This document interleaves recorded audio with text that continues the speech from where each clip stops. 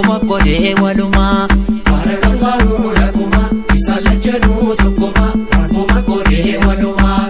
Barakallahu lakuma baga geessanii barakallahu lakuma guyyaa gammachuu barakallahu lakuma aliitiif ollaan barakallahu lakuma isin simachuu barakallahu lakuma dhufanii martuu barakallahu lakuma seeniif hirmaachuu barakallahu lakuma isin duraanuu tokkuma rabbi isin uumee walumaa.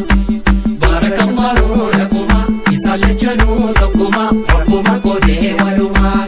Barakallahu lakuma seekkaduu kolfii barakallahu lakuma fuulan guurinii barakallahu lakuma ofii gammadii barakallahu lakuma yoomuu gaddinii barakallahu lakuma gammachuu dhabdee barakallahu lakuma eeyyadda'inee barakallahu lakuma guyyaa fuudhaatiif heeruma baga geessanii walumaan.